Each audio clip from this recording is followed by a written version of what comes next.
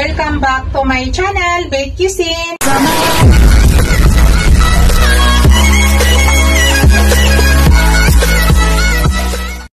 Hello guys, today's video guys, I want to share with you. Magluto tayo guys ng tukwa. Yan po yung tukwa natin, na-slice ko na po guys. At lagyan po natin ng yan, kangkong. Yung kangkong ko guys ay nalinis na yan maigi. Binabad ko yan sa baking soda kanina. Ilagay po natin guys ito. Ito yung katawan ng kangkong. Yan. Ginayat ko lang po siya ng ganyan. Lagyan natin guys kasi masarap yan. Yan po yung dahon niya. Tsaka ito yung katawan. So, lalagyan natin ng kamatis, sibuyas, at saka bawang. Tapos, partneran natin ng fried fish guys. Yan. Maya-maya po yan guys. Yan, part lang ng gitna ng maya-maya, yung ulo, isisigang ko yan. So, yan po yung ating ilalagay. Para maging partner, yan po yung ating i-fried. Para dito sa ating gulay. Tara guys, start na po tayo. Lutuin na po natin. Start na tayo guys. Una, ipa-fried ko muna yung aking tofu guys. Lagyan tayo ng mantika.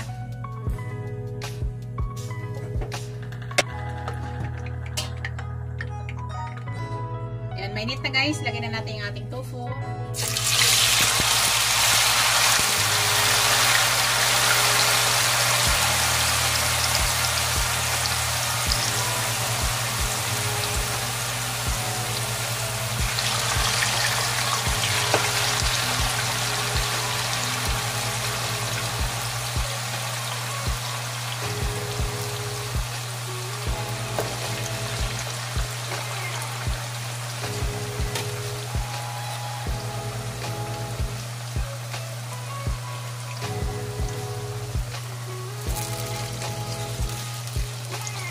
Golden brown lang natin guys. Balikan natin maya-maya. Ito guys. Okay na siguro ito guys. May spinach siya guys. Lagyan na natin guys.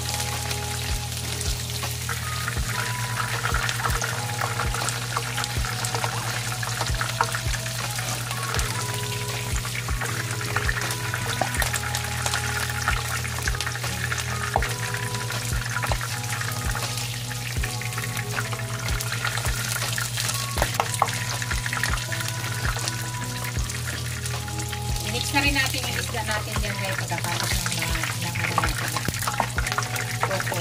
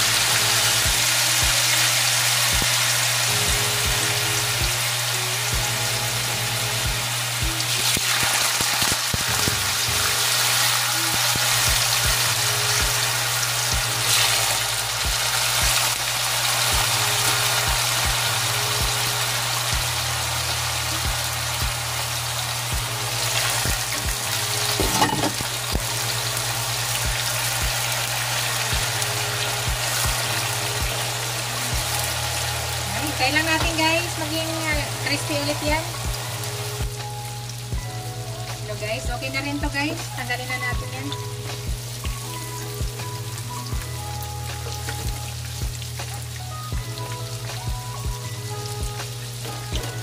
Susunod na natin yung isda.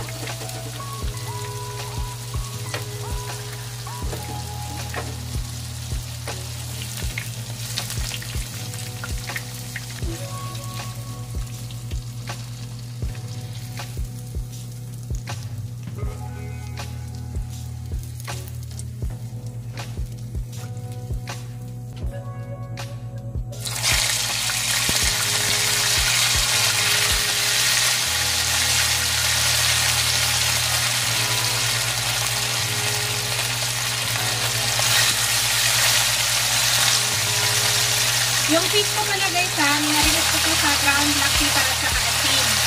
Hindi ko pala nasabi kanina, lalagyan ko yan ng ground black pepper at saka asin.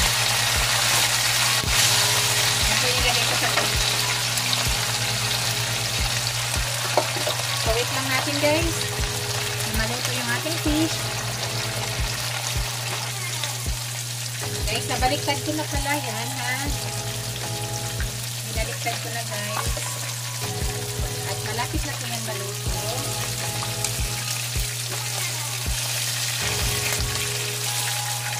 Nasa inyo, guys, kung gusto nyo medyo i-crunchy nyo, sa akin tama lang. Ayaw ko na masyadong crunchy, guys.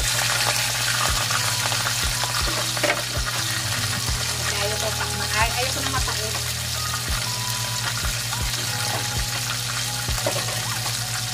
Pakita ko sa inyo na guys pag niluto na yan. Hello guys. Para sa akin, okay na po yan guys ha. Kunin na po natin. Luto na yan guys. Pero nasa inyo guys, kung gusto nyo ika-crunchy pa yan, sa akin tama na po yan. Ayaw ko po nang masyado crunchy dito. Nawawala po kasi ang sarap ng isda. Pag naka-crunchy maigi. Okay lang pag maliliit siyang isda, pwede yan. Pero pag ganitong isda, tama lang. Huwag nyo i-crunchy maigi. Para makuha nyo yung sarap. Yung ulo nito guys, maya-maya po ito. Ang ulo nito, gagawin ko, patayin ko muna ito. Gagawin kong isigang ko yan. Yan guys. So, ang gandang pagkaluto. Yan, linisan muna natin. Hindi na natin anuhin ng tubig. Ito na lang panglinis natin. Tanggalin natin yung mantika. Tinanggal ko na. Magpalit tayo ng mantika ang bago. Kaya may fish na yun.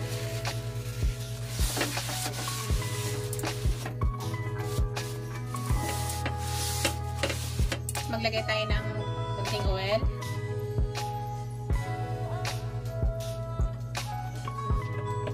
Tapos ilagay na natin yung ating sibuyas.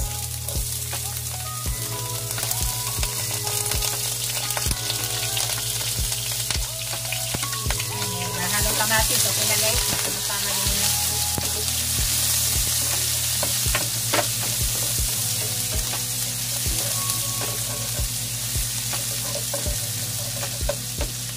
Sunod, ilagay ko na yung aking bawang.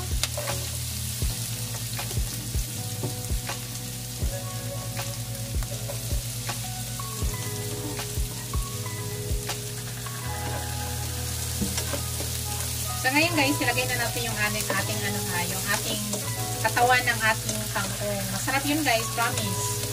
Natikman nyo na ba yan guys? Linisan yung lang maigi po.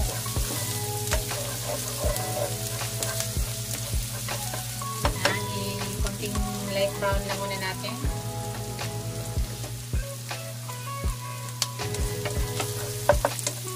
Yan, amoy ko na. Ilagay ko na yung aking kamatis. Sibuyas pang kasama.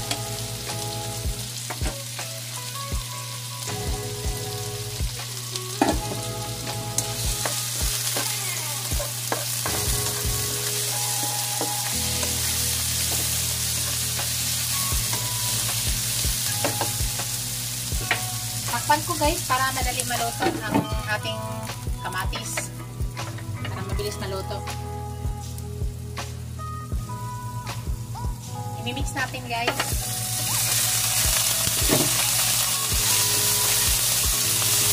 Madali po sa madurog yung kamatis pag natinakpan. Yan, ilagay ko na yung guys, katawan ng kangkong. Yan.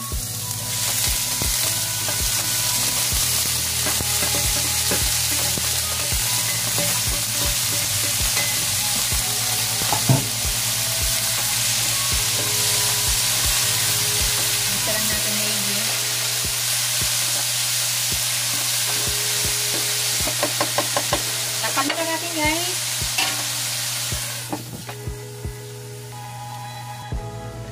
Mix natin guys.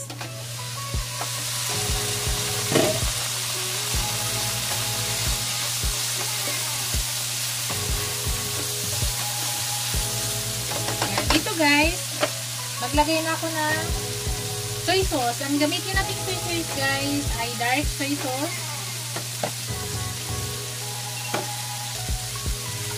Lagay tayo ng dark soy sauce.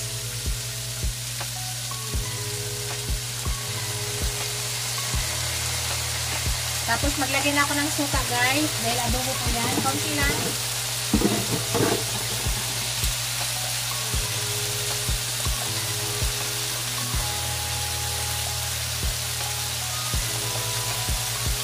Maya i-mix natin yan.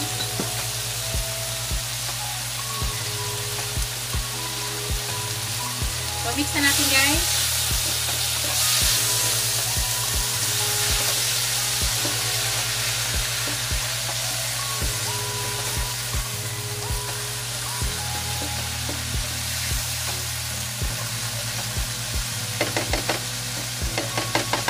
Takpan na natin konti guys.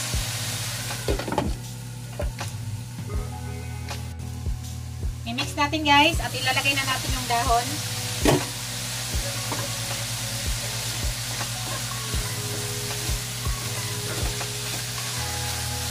Ilagay na natin yung dahon ng kangkong.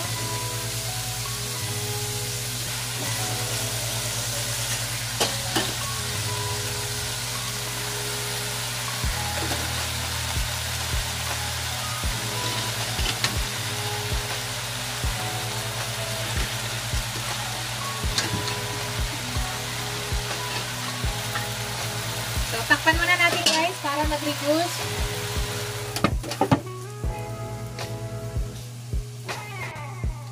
Tingnan na natin guys. Yun. Maglagay tayo ng oyster sauce guys. Nasa inyo, 2 kutsara yan. Ilalagay ko. Tapos maglagay ako ng ground black pepper.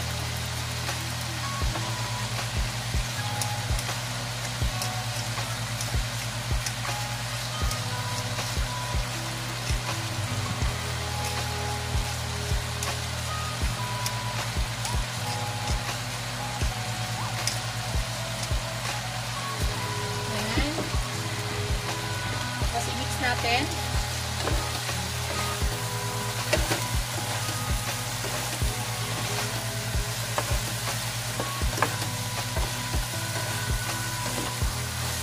Kailangan ko lang konting apoy guys.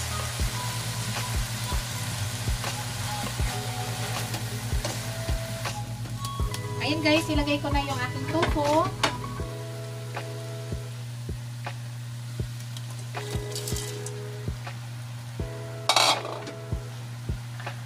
Then mix. Saglit lang, luto na agad guys.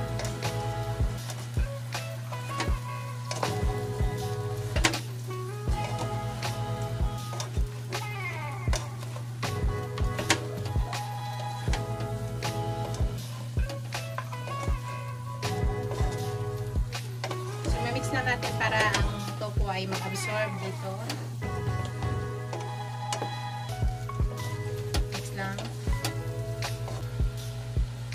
Natin guys, tingnan tayo na.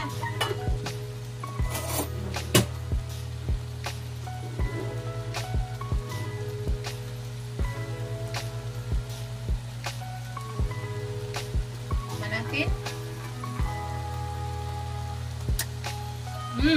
Tap. Ito na yung aking finished product guys. Ito yung aking fried fish na maya-maya. Tsaka ito yung aking adobong kangkong with tofu. Yan, kainan na po tayo guys. Thank you for watching guys. Don't forget to like, comment, share, and subscribe to my channel.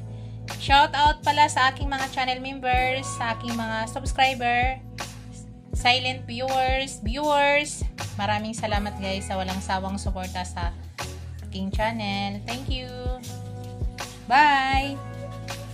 God bless us all, guys. Bye.